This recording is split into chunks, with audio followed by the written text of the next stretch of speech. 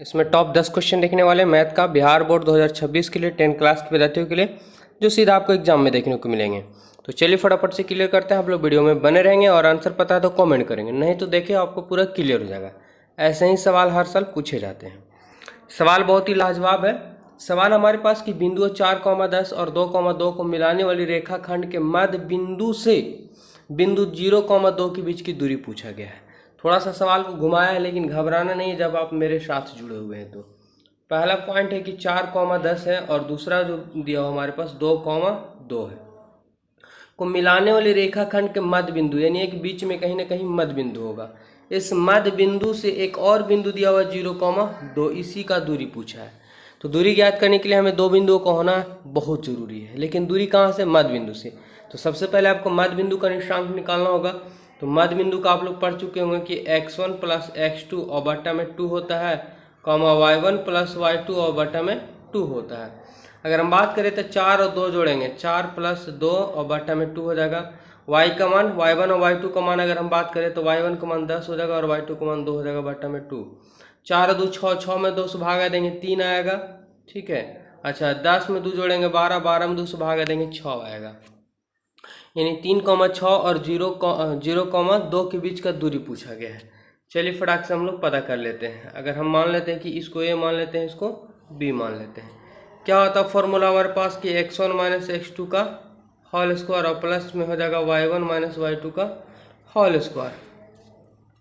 अब देखें हमारे पास कि x1 का मान 3 हो जाएगा, माइनस x2 का मान 0 है, तो 3,0 का होल स्क्वायर, y1 का मान 6 हो जाएगा और y2 का मान हमारे पास 2 है, होल स्क्वायर देंगे। 3 में से 0 जाएगा तो 3 कहीं स्क्वायर रहेंगे और 6 में से 2 जाएगा तो 4 का स्क्वायर देंगे। 3 का स्क्वायर करेंगे तो 9 होगा, 4 का स्क्वायर 16, 16 9 25 और 25 का वर्गमूल 5 आता है। यानी आंसर की बात करें तो आंसर यहाँ पे क्या हो जाएंगे? सी इसका करेक्ट आंसर हो जाएगा। तो बहुत ही लाजवाब सवाल है और ये क्वेश्चन आपको बोर्ड एग्जाम में पक्का देखने को मिलने वाले हैं। चलिए आगे बढ़ जाते हैं। क्वेश्चन नंबर हमारे पास 12 है। देखिए किसी त्रिभुज ABC के शीर्ष का निर्देशांक 2,4, 0,6 और 4,-1 हो तो त्रिभुज के केंद्रक का निशान। तो बिल्कुल आप लोग पढ़ चुके हैं त्रिभुज का केंद्रक का अगर फॉर्मूला पूछा जाए तो क्या होते हैं? त्रिभुज का केंद्रक का फॉर्मूला देखेंगे, इसका होता है x1 plus x2 plus x3 बट्टा में 3 होता है, ठीक है। फिर होता है y1 प्लस y2 और प्लस y3 और बट्टा में 3, ये होते हैं केंद्रक का निशान। यानी सभी आगे वालों को एक साथ जोड़ेंगे और सभी पीछे वालों को एक साथ जोड़ेंगे, 3 से भागा देंगे। x1 का मान हमारे पास 2 हो जाएंगे, x2 का मान हमारे पास 0 हो जाएगा और बात करें हम x3 का मान हमारे पास 4 हो जाएंगे, बट्टा में 3 हो जाएगा। y1 का मान हमारे पास 4 है और y2 का मान हमारे पास 6 है और y3 का मान हमारे पास -1 है, बट्टा में 3 हो जाएगा। 4 और 2 जोड़ेंगे 6, 6 बट्टा 3 है। इधर हमारे पास 6 4 10, 10 में से 1 माना जाएगा तो 9 बट्टा 3 हो जाएंगे, ठीक है। काटेंगे तो 3 3 9 हो जाएगा, 3 दूना 6, यानी 2,3 आएगा। 2,3 कहाँ पे है? बिल्कुल ऑप्शन यहाँ पे नजर आ रहा होगा बी, और इसका राइट आंसर बी हो जाएगा। तो ऐसे सवाल आपको पक्का है कि देखने को मिलेंगे ही मिलेंगे और सभी उसी पे आधारित हम लेकर के आए हैं। सभी के सभी अति महत्वपूर्ण प्रश्न हैं। क्वेश्चन नंबर हमारे पास 13 नंबर क्वेश्चन है। देखिए क्या पूछा है। समद्विबाहु समकोण त्रिभुज, समद्विबाहु यानी जिसकी दो भुज आपस में बराबर हो, साथ ही साथ समकोण त्रिभुज है। कहने का मतलब कि जब भी त्रिभुज बनेगा तो समकोण बनाना है और जिसमें दो भुजा समान, तो कर्ण कभी बराबर होता नहीं है, जिसमें सी समकोण है। तो हमारे पास यहाँ पे ऊपर हम क्या कर लेते हैं? ए कर लेते हैं, इधर हम बी कर लेते हैं। आगे पढ़ते हैं। अब जरा आप दिमाग लगाएं कि हमारे पास AC जो बराबर होगा वो BC के आपस में बराबर होंगे, क्योंकि त्रिभुज ही कह दिया है कि समद्विबाहु हैं। तो A और C हमारे पास जो बराबर होंगे वो किसके बराबर होंगे? तो BC के बराबर होंगे, क्योंकि AB कभी बराबर हो नहीं सकता, क्योंकि AB जो होता है कर्ण हो जाएगा और कर्ण सबसे बड़ी भुजा होती है। हमें कर्ण पूछा है तो 90° भुजा के कर्ण होती है और कर्ण हमारे पास कर्ण बराबर जो होता है, ठीक है। तो यार कहाँ चल गया?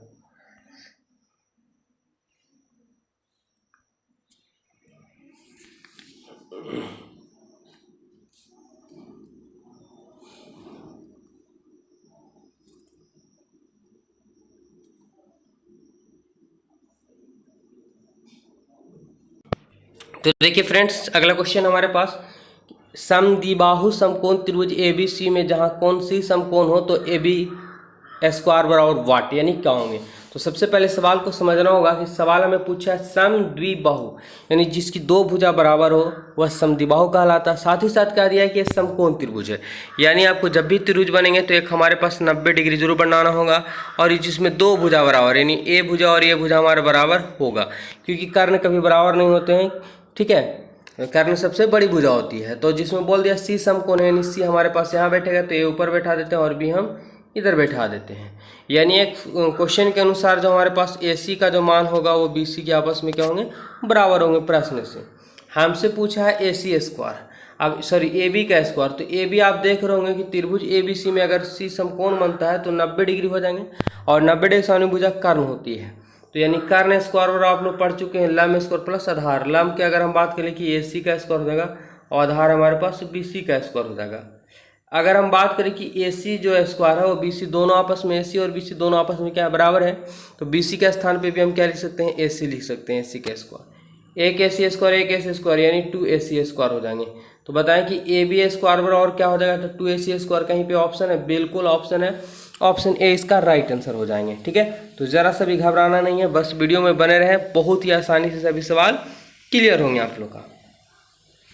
अगला सवाल है समांतर श्रेणी 8, 10, 12 डॉट डॉट का 10वां पद क्या होगा। आप लोग कमेंट करें फटाफट से, देखें इसका राइट आंसर क्या होने वाला है। तो देखें समांतर श्रेणी जिसको एपी कहा जाता है, ठीक है। तो यहाँ पे हमारे पास सबसे पहले में दिया हुआ 8, 8 ही हमारे पास क्या हो जाएगा, प्रथम पद। सर्वांतर क्या होता है, दूसरे पद में से पहले पदों का अंतर सर्वांतर कहलाता है। यानी 10 में से 8 जाएगा तो हमारे पास क्या बच जाएगा, 2, यानी अंतर कितना होगा, 2 का सभी में डिफरेंट होगा। 10वां पद यानी वा लगा दिया, यानी हमारे पास एन का मान हमारे पास 10 हो गया। तो 10वां पद क्या होगा, इसका एक ही फॉर्मूला होता है, टी एन लिखिए या ए एन लिखिए, बताएं फटाफट से क्या होता है फॉर्मूला। तो a plus n minus 1 into d होता है। ए का मान हमारे पास 8 है, एन का मान हमारे पास क्या है, तो 10 है माइनस 1, और डी का मान हमारे पास 2 है। चलिए सोल्व कर देते हैं। 8 का 8 प्लस 10 में से एक जगह 9, 9 गुने 2 करेंगे तो 18, और अगर हम दोनों को जोड़ देते हैं तो 8 8 16 के 6 का 1 2 26, 18 8 26 हो जाएंगे। और ऑप्शन कहाँ पे है, तो ऑप्शन 20 का राइट आंसर हो जाएंगे। देखिए कितना आसानी से बनता है, बस थोड़ा सा दिमाग लगाना है। अगर ऑप्शन बी आप लोग बताएं बिल्कुल सही। अगला सवाल चलते हैं। आप लोग जैसे ही क्वेश्चन देखिए फटाफट से बताइए। दिया हमारे पास कि समीकरण x square plus 2kx plus 4 बराबर 0 का एक मूल 2 हो तो के का मान। देखिए जब भी ऐसे सवाल को अगर आपको देखने को मिल जाए कि एक मूल दिया हो दूसरा मान पूछा, तो मूल कहने का मतलब हुआ कि यानी उसका शून्यक दिया हुआ है, ठीक है। मूल वही होते हैं जो उसका शून्यक हो जाता है, यानी जहाँ जहाँ भी आपको एक्स नजर आएंगे उस स्थान पे आप क्या बैठाएंगे, 2 बैठाएंगे, क्योंकि हमको के का मान पूछा है ना। तो एक्स को 0 करना होगा, यानी 0 करने के लिए जो मूल दिया उसका मान बैठाना होगा। तो देखिए एक्स स्क्वायर हमारे पास प्लस 2kx दिया हुआ और प्लस 4 बराबर 0 है। एक्स के स्थान पे 2 बैठाएंगे तो 2 का स्क्वायर हो जाएंगे प्लस 2k का k, और एक्स के स्थान पे 2 हो जाएंगे प्लस 4 बराबर 0। 2 का स्क्वायर 4 होता है, प्लस 2 गुने 2 करेंगे तो 4 के हो जाएगा, और प्लस में 4 का 4 बराबर 0।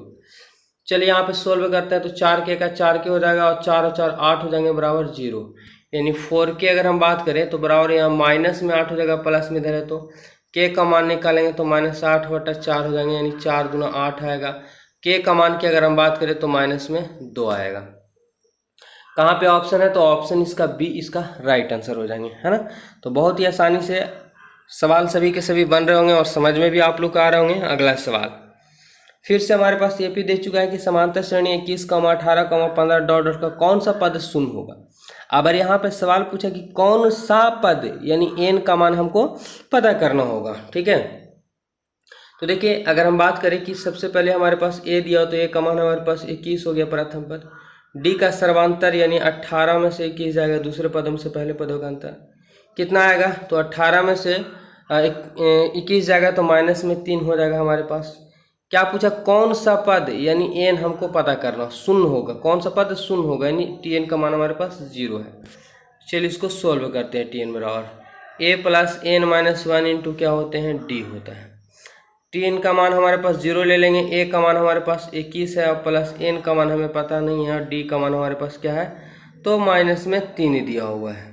चलिए 21 इधर आएगा, माइनस में 21 हो जाएगा, बराबर इधर हमारे पास एन माइनस 1 और गुने में -3 है।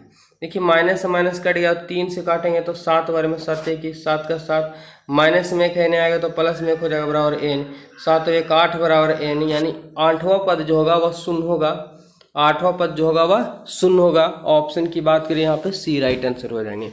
क्वेश्चन कई पूछे गए हैं और पूछे जाएंगे। चलिए अगला सवाल।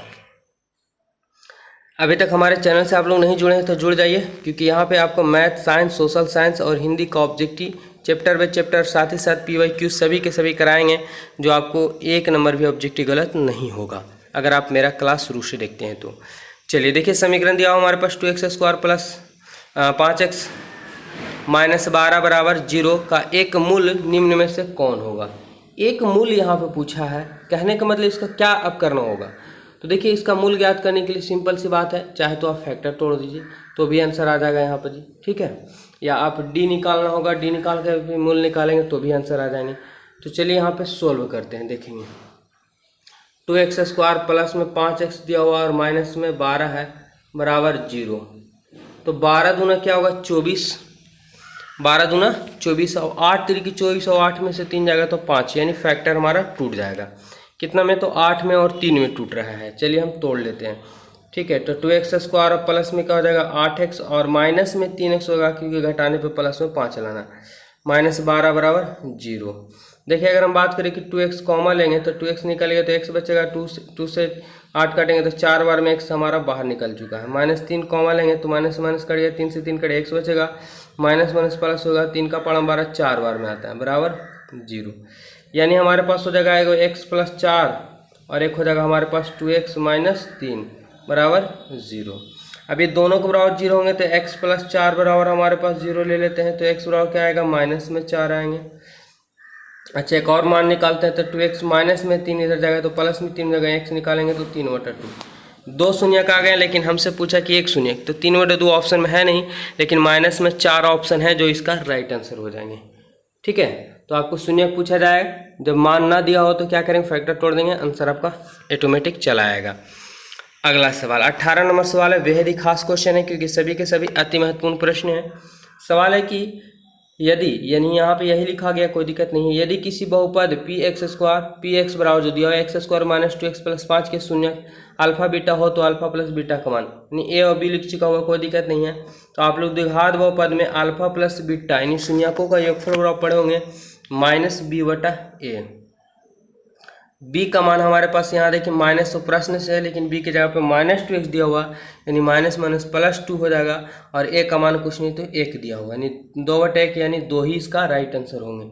जो ऑप्शन की बात करें ऑप्शन यहाँ पे b हो जाएगा करेक्ट आंसर, ठीक है। आगे बढ़ जाते हैं, बेहद ही खास क्वेश्चन है और ये सीधा सीधा फॉर्मूला दिया हुआ, आपको कुछ दिया हुआ नहीं है।